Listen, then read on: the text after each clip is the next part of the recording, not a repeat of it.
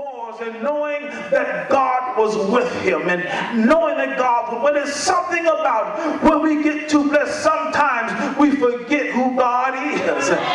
Sometimes when we begin to do, God begin to move so miraculous in our lives and things that you really don't know how you got there, we have a tendency oftentimes to really forget who God is. It's no different with the king, because the kingdom perceived themselves to be prosperous and glorious, and here Isaiah enjoyed the life, but there was something wrong, because even when we are enjoying good times, there's always some bad stuff working in the midst. And we can oftentimes overlook our bad attitude when so much good is coming to us.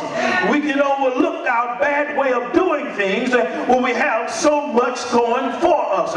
You do know that we have a lot of political figures that have gone down with big time in their name and money, but yet there are some issues that cause them to go down because they have forgotten where they started from. Is there anyone here today? And here it is with us.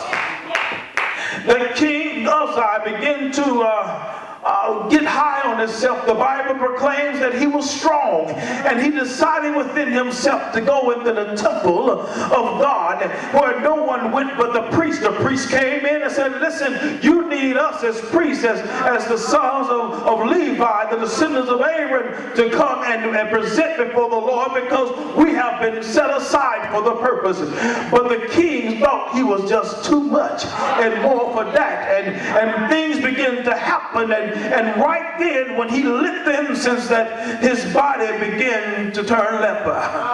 They rushed him out, and here he sat and in hiding and away, concluded from everyone because of his leprosy. And here the nation began to move in difficult ways, and Isaiah is here saying some stuff happened in our lives, some things happened in our nation that I'll never forget. I'll never forget the stuff that happened, and there ought to be some things in your life that you say, I'll never forget, because this is a landmark of how I was, a landmark of where I came from, a landmark of when my life changed. There ought to be a time in your life that you have set a landmark to say, this would happen when the Lord came into my life. I was here when the Lord made a way for me. I was over there in the club when the Lord spoke to me and told me, son, you need to get out. I was there doing what I didn't have to do, but the Lord spoke.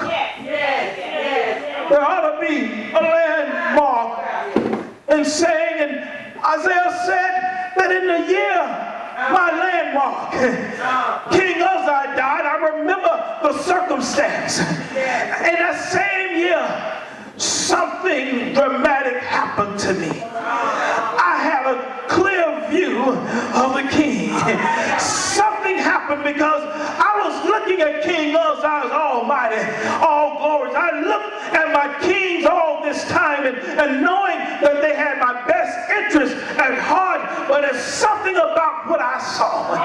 It's something about what I experienced. Because you can be with anybody you want to. You can hang with anyone you want to. You can be friends and family and loved ones with anybody you want to. But it's not until you have the true encounter. You all know that many have been in love. Well, many have been together, but it's not until you experience that true love that you recognize that ain't for me, baby. I want a true love. Be like Jody Watley. I'm looking for a real love, and you really recognize that thing once you get it. Says he prays, says, I had a spectacular year in the year that King Uzziah died, before I saw the Lord. Listen, he brings something clear in having a clear view of the king. The first one I want to share is that having a clear look at the king means that you have to submit to his kingdom. kingship. Every king declares his kingship. That you recognize who he is and where he reigns. His position and status. Isaiah said that in that year I saw the Lord. Listen how I saw him. I saw him high and lifted up. I didn't see him on the level of my peers. When you get to the view of seeing clearly, because there are times that we look in the foggy glasses. I wear glasses, and when they get foggy, I still can't see. But when you get it clear, you recognize that God is not us. When you get a clear look at him, you recognize that he's not on the same playing field that we're on. When you get a clear look at him, you recognize that he is high above who we are. He's lifted up. He's on his throne.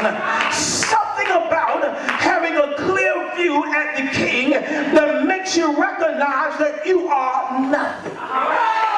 I think I ought to have some people that have realized in their life that really you are nothing. You thought you had it going on. You thought you had everything in a basket, but the Lord placed some stuff in your life and you recognize that you really were nothing. You tried to do it yourself and it just didn't work. Your money ran out. Your friends did too. All the bills were due, and you found out that your chicken wasn't as hot as you thought it was. And you realize something that Isaiah said in the 5th verse. He said, whoa! He recognized something, and every now and then when you see the Lord for yourself, it makes you say, whoa!